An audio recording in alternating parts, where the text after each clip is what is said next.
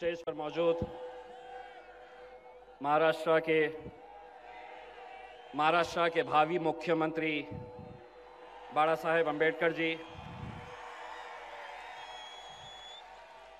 जिस इंसान ने हमें सर ऊंचा करके और सीना चौड़ा करके चलना सिखाया इस देश में, मेरे पार्टी के सदर बैरिस्टर असदुद्दीन अवैसी साहब और यहाँ पर मौजूद तमाम मुअज़्ज़िज़ मेहमान,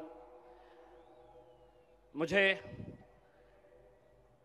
वो दिन याद है कि जब बाला साहब ने ये सफ़र को शुरू किया था, एक एक कर लोग आते गए और आज ये सरों का समंदर यहाँ पर जो देखने को मिल रहा है, एक बात यकीन के साथ कही जा सकती है कि बाबा साहब अम्बेडकर जी ने इस मुल्क की तस्वीर बदली थी। बाला साहेब अम्बेडकर वंचितों की तकदीर बदलने के लिए आए हैं। दोस्तों, जिस सफ़र के ऊपर हम निकले हैं, आज मुंबई में हम आए हैं। हमने पिछले 5 साल में हमने केंद्र में बैठे एक साहब से सुना है कि चाय पे चर्चा कैसी होती है। राज्य के अंदर हमने कांग्रेस वालों को और राष्ट्रवादी वालों को ये बार बार कहते हुए सुना है कि हमारी चर्चा अभी चल रही है, बाला साहब के साथ हमारी चर्चा चल रही है। हम यहाँ पर बाला साहब को हाथ जोड़कर ये कहने के लिए आए हैं, बाला साहब अब ये चर्चा ख़त्म कर दीजिए। लोकतंत्र को बचाने के लिए आज आप जंग का ऐलान कर दीजिए। संविधान को बचाने के लिए आज आप जंग का ऐलान कर दीजिए। आपकी फौज पूरी तरह से तैयार है। जंग में जीत और हार के फैसले लिए जाते हैं।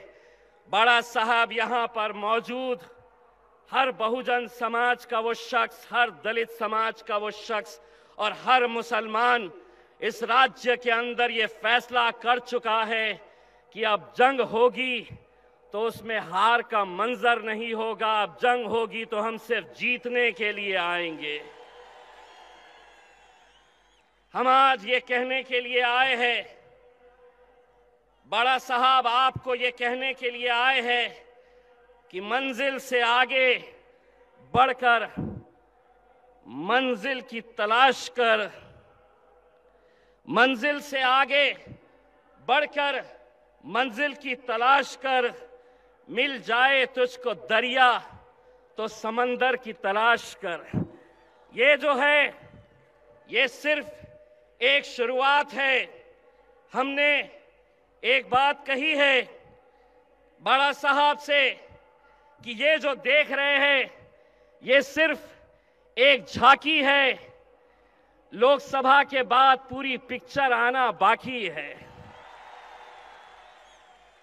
ये सरों का समंदर, हम तो वो मंजर सोच रहे हैं कि आज पार्लियामेंट के अंदर अगर सिर्फ एक शेरवानी से इतनी परेशानी है, बाला साहेब हम आपको विनती करना चाहेंगे, जब लोकसभा के अंदर जब आप असद साहब का हाथ पकड़कर जाएंगे तो नीला फेटा होना चाहिए और आप भी शेरवानी पहन कर जाइए। बड़ी तकलीफ होती है इन्हें, आज एक शेरवानी से इतनी परेशानी है। वो मंजर भी सोचिए कि जब असद साहब के साथ बाला साहब और उनकी फौज भी जब अंदर जाएगी लोकसभा के अंदर तो कैसा मंजर होगा। असद साहब को देखकर लोग नारा लगाते हैं, कौन आया कौन आया। जब लोकसभा के अंदर ये जाएंगे तो खुद नरेंद्र मोदी साहब नारा लगा देंगे इन्हें देखकर, कौन आए तो पूरी भाजपा बोल उठेगी, शेर आए शेर आए। मेरे भाई, मैं सिर्फ इतना कहना चाहूंगा कि ये जो सफर के हम पर निकले हैं ये इतना आसान नहीं है। मैं अक्सर ये बात कहता हूं, आज एक बार फिर से दोहराने के लिए आया हूं कि इस राज्य के अंदर, इस मुल्क के अंदर पिछले 70 सालों से अगर हमारी क़यादत, अगर हमारा नेतृत्व तैयार नहीं हुआ है तो इसके लिए कोई गैर जिम्मेदार नहीं है। मुसलमानों को हमेशा मुसलमानों ने हराया है, दलितों को हमेशा दलितों ने हराया है।